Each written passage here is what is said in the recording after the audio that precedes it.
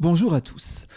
On poursuit notre étude de JPA, Java Persistence API, et j'aimerais maintenant vous montrer comment mettre en œuvre une relation d'association de type Many-to-One. Pour ce faire, je vous propose de reprendre mon site. Donc vous allez sur le site cours.fr, vous allez dans la section Java, puis dans la sous-section Java EE. Au niveau du menu à gauche, vous retrouvez tous les chapitres relatifs à JPA. Et donc, on va s'appuyer sur ce document, un mapping d'une relation de type Many-to-One, pour la réalisation de notre manipulation. Donc, en gros, quand c'est qu'on a une relation de type Many-to-One? On a une relation de type Many-to-One quand plusieurs éléments peuvent pointer sur un même élément. Par exemple, imaginez, vous avez une classe commande qui représente une commande sur un site de vente en ligne. Une commande, bien entendu, est associée à un utilisateur du site. Donc on a une relation entre commande et user. Maintenant, effectivement, un user peut avoir plusieurs commandes. Donc on peut avoir ici plusieurs instances qui vont pointer sur un même user. C'est pour ça que ici j'ai mis l'étoile, pour dire que plusieurs commandes peuvent être associées à une instance de la classe user. En tout cas, pour une commande donnée, on est bien d'accord, il ne peut y avoir qu'un seul et unique utilisateur. Bon, regardez, une fois que vous avez posé vos cardinalités sur un diagramme UML, là on a affaire à un diagramme UML, les types de relations, il n'y a qu'à les lire. Ici, vous avez une relation de type Many to One. Bon, nous allons chercher à mettre en œuvre cette relation au niveau de JPA. Alors, il faut savoir qu'en vérité, vous avez deux manières de réaliser cette relation. Tout dépend de comment vos tables sont définies en base de données. Soit vous avez des tables qui sont liées juste par une clé de référence, mais sans table d'association. Dans ce cas-là, il faudra mettre en place un style de mapping bien particulier. L'autre solution, c'est que vous avez une table qui correspond à la classe commande, une autre table qui correspond à la table user, et vous allez avoir une table d'association entre les deux. Une table de jointure, si vous préférez. Dans ce cas-là, il faudra mettre en place un second type de mapping. Bon, ce que je vais faire, c'est que je vais présenter les deux. On va commencer avec la première approche, et puis par la suite, on testera la seconde. Donc pour ce faire, déjà on va réfléchir en termes de base de données. Donc regardez, ça c'est la table des users, on en a déjà parlé dans le tuto précédent. Je vais m'appuyer sur le tuto précédent et je vais compléter avec quelques informations. Je vais faire du copier-coller sur les parties qui m'intéressent. Et donc en tout cas ici, qu'est-ce qu'on a? On a bien une table qui correspondrait à la notion de commande. Une commande a une clé primaire, un identifiant unique. Elle est associée à un ID user et elle a une date. Alors certes, les commandes pourraient avoir des lignes de commande à l'intérieur, mais ça nous en parlerons dans le prochain tuto. Pour le moment, nous allons vraiment nous intéresser à la relation qui va permettre de lier les commandes au user par l'intermédiaire de cette clé de référence. Vous avez vu ici, vous avez une clé de référence qui pointe qui? Qui pointe la table TUser, c'est plus précisément la colonne ID user, la clé primaire. Donc regardez, je vais récupérer ça. Je vais faire CTRL-C. Et je vais repartir du TP qu'on avait mis en œuvre lors du tuto précédent. Donc il s'appelait Intro JPA. D'accord, donc pour rappel, on avait chargé le logiciel Hibernate à ce niveau-là. On avait rajouté le driver JDBC pour se connecter à notre base de données. On avait pris soin d'ajouter tous ces jars dans le class pass en faisant bouton droit build pass. Et là, j'avais sélectionné Add to build pass. Mais comme ici, c'est fait chez moi, on ne voit pas le menu apparaître. Du coup, vos librairies sont bien accessibles à partir du class pass. Très bien. On avait ici le fichier de configuration de JPA, le fichier de persistance. Il doit être localisé dans le dossier meta-inf, qui doit être écrit en majuscule, je le rappelle. Et donc ici, nous avions la configuration à la base de données que nous allons utiliser. On retrouve ici aussi les classes qui sont mappées au niveau de notre programme avec Hibernate, et ici l'implémentation JPA utilisée, effectivement Hibernate. Nous avions aussi défini un certain nombre de classes d'entités. Nous allons compléter ces classes d'entités. Regardez, ici je fais New Class, je rajoute ma classe commande. Très bien. On va travailler ici dans quelques instants. Et puis, à ce niveau-là, j'avais le script qui m'avait permis de construire ma base de données. Mais regardez, on y retrouve bien la classe user. On avait quelques informations complémentaires, je passe. On avait ici des articles, pourquoi pas, ça nous sera utile plus tard, dans un prochain tuto. Et en tout cas, pour le moment, je me contente de copier-coller ici la table des commandes. Allez, je ne vais pas le mettre là pour des histoires qu'on verra plus tard. Je vais plutôt le mettre à la fin. Voilà. Et donc ici, on a bien notre table commande qui référence tuser que je viens de vous montrer il y a quelques secondes. J'insère un certain nombre de commandes. Les dates, je prends la valeur par défaut, c'est le temps courant, d'accord. Et donc ici, j'ajoute juste 2 commandes pour l'utilisateur 1 et une commande pour l'utilisateur 2. Il n'y a pas le contenu des commandes, on verra ça plus tard. Du coup, on va jouer ce script. Donc ici, je me suis placé dans le dossier dans lequel on retrouve le fichier database.sql. Je lance MariaDB. Bon, c'est un fork de MySQL. Donc la commande, ils n'ont pas retouché, c'est MySQL, mais je fais un MySQL-root. Tant qu'on y est, se connecter en route, c'est pas forcément la meilleure façon de faire, mais c'est un poste de test et pour le moment, je n'ai que cette identité-là. Très bien. Et du coup, si je fais un source, alors je vérifie quand même que j'ai bien enregistré mon fichier. Non. Donc, voilà, j'enregistre bien database.sql. La petite étoile ici vient de disparaître, donc tout est bon. Maintenant, ici, je source mon fichier. Je l'exécute. Et donc, du coup, on se retrouve avec toutes nos tables et notamment les tables des commandes. C'est parfait. L'étape d'après, consiste à créer notre classe d'entité. Alors, user, on l'a déjà. On ne va pas y retoucher. Cette classe-là, on l'a déjà. Notez qu'on avait décidé de mapper par attribut. Ça avait été fait en rajoutant la notation @id sur l'attribut id user et non pas par propriété. Là, j'ai les getSet, les properties. Ce n'est pas via elles qu'on a mappé nos data, on les a mappés sur les attributs. La table user est bien associée à users. Donc ça, on l'a déjà. Vous pouvez copier-coller cette classe et la mettre dans votre projet Eclipse. Pour ma part, elle est là. Très bien. Et maintenant, ce que je vais faire, c'est rajouter une classe de commande. Et donc, notre annotation de type many-to-one, c'est elle qui va nous permettre de mettre en place la relation de type many-to-one. En gros, une commande doit pouvoir retrouver un utilisateur. Notez que ici, il n'y a pas de liste ou de collection quelconque. Je ne suis pas en quelque chose too many. J'en ai pas plusieurs, j'en ai qu'un. Donc, j'ai bien une seule et unique instance. Donc, c'est quelque chose de type user. Je l'appelle user. Et donc, outre la notation many-to-one, il faut surtout lui donner dans la table commande quelle est la colonne qui permet de faire la jointure avec notre classe de user. En l'occurrence, c'est ID user. Regardez, je reviens ici, c'est bien ID user qui me permet de référencer la table en question. Bon, bien entendu, il me faut d'autres attributs, la date, la clé primaire et ainsi de suite. Et puis tant qu'on y est, il nous faut les getters, les setters et ainsi de suite. Bon, je retrouve tout ça directement à ce niveau-là. Regardez, je récupère toute ma classe commande. Je pense que pour le reste, il n'y a pas de grosses difficultés si ce n'est le toString et encore. J'ai utilisé un string builder, c'est surtout pour la suite que ce sera utile. N'oubliez pas que concaténer des chaînes de caractères en boucle, c'est pas forcément une bonne idée. Donc je préfère utiliser un string builder. Je reparlerai de ça dans un prochain tuto. Dans tous les cas, si je reviens ici, que je reprends ma classe commande et que je colle tout ça, normalement, tout devrait être bon. Je vérifie, il n'y a pas d'erreur, c'est parfait. Donc là, notre classe, maintenant, elle est mappée. C'est bien une classe d'entité, elle est associée à la table tcommands. Et donc, on a bien notre relation à ce niveau-là. Notez aussi qu'ici, nous avons notre clé primaire. Une fois le mapping terminé, la logique des choses veut que vous modifiez le fichier persistance.xml. Ici, vous avez l'intégralité des classes qui sont mappées. Donc je vais rajouter une classe supplémentaire. Là, pour ajouter la classe que vous souhaitez utiliser, le plus simple, c'est de venir sur le fichier correspondant, vous sélectionnez le nom de la classe et vous faites copy qualified name à ce niveau-là.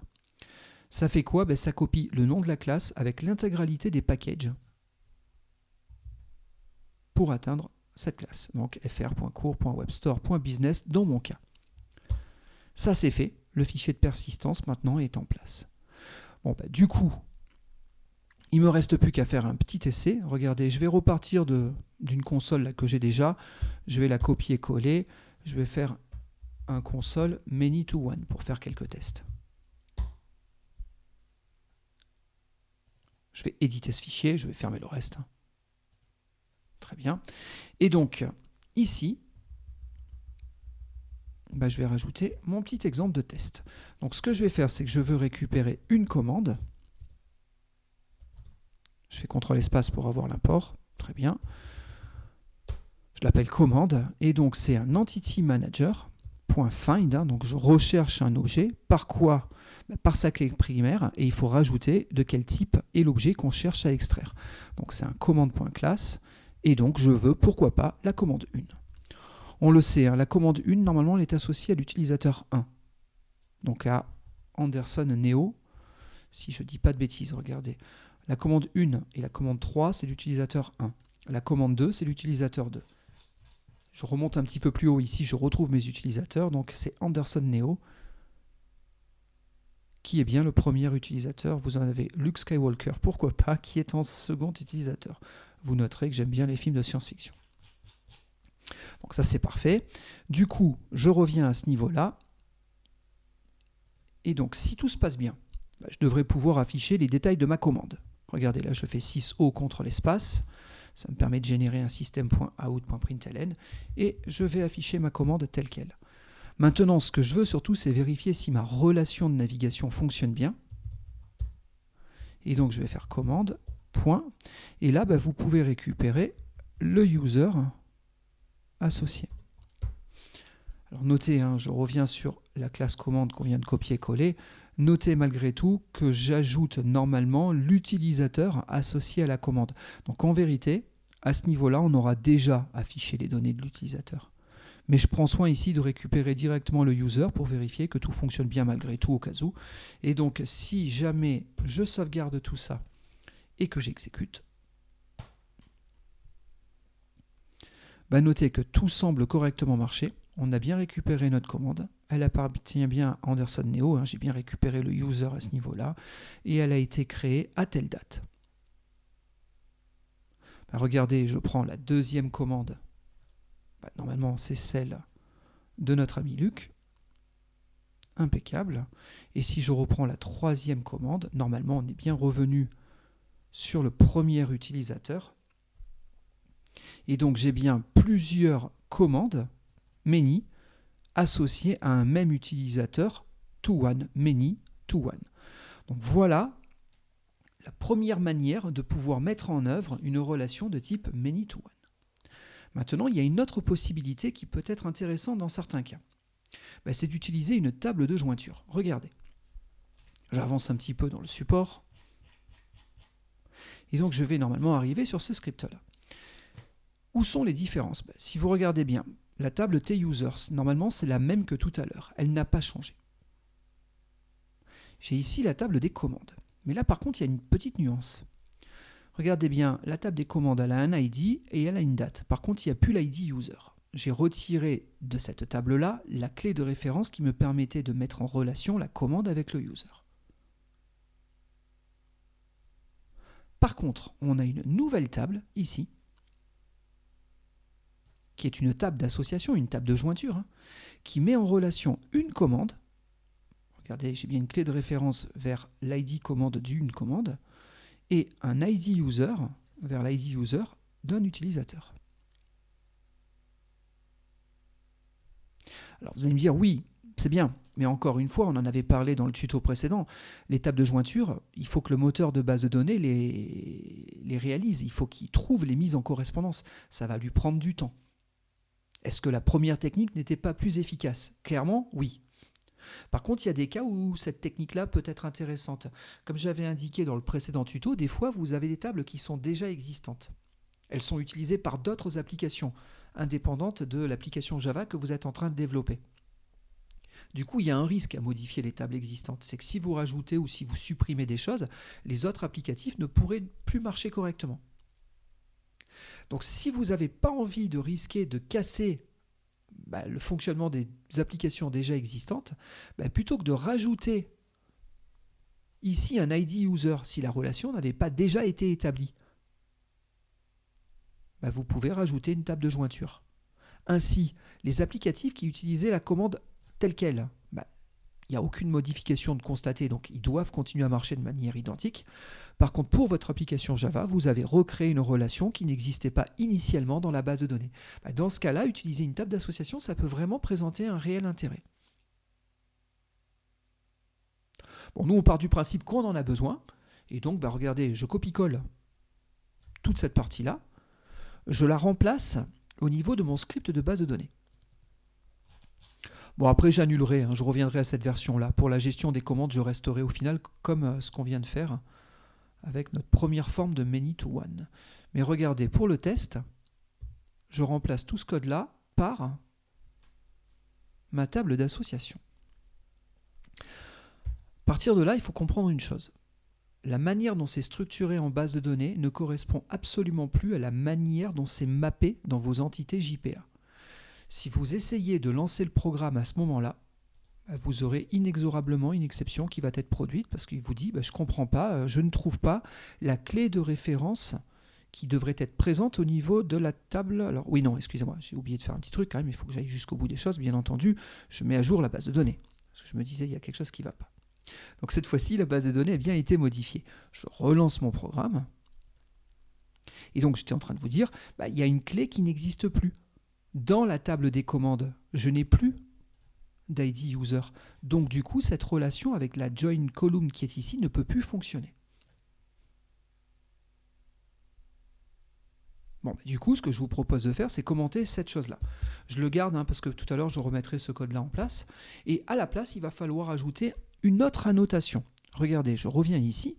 Comment se débrouille-t-on quand on a des tables d'association? Il faut rajouter ce bloc-là. Il s'agit de la notation join table qui définit une table de jointure. Vous devez nommer la table de jointure et vous devez faire les liens entre les colonnes de la table de jointure et les colonnes dans les tables que vous cherchez à mettre en association. Je copie-colle. Je reviens ici et donc en lieu et place de ma join column, je mets une join table. Je fais CTRL-SHIFT-O pour ajouter les imports manquants. Impeccable. Et donc, je suis dans commande.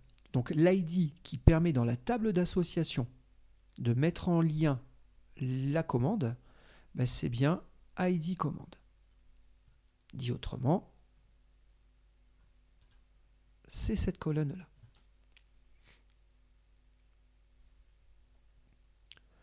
Ensuite, il nous faut le inverse join column. En gros, c'est qu'est-ce que je veux récupérer? Je veux récupérer un user. Dans user, la table associée, c'est bien t-users. Ce que je veux, c'est que dans cette t-users, je veux lier la colonne ID user. Donc, dit autrement, l'ID user qui est ici.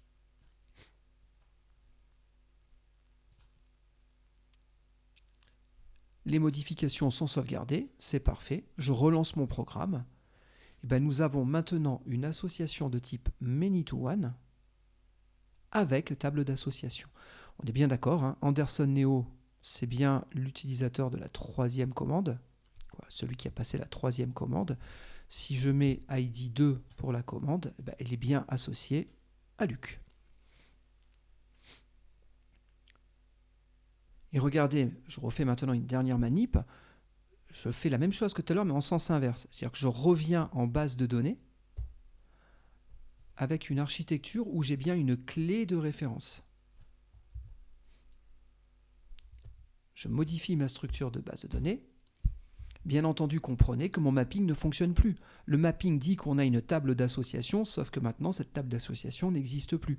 Donc si encore une fois, vous avez le mauvais mapping par rapport à la structure de la base de données, bien entendu, une exception vous sera inexorablement produite.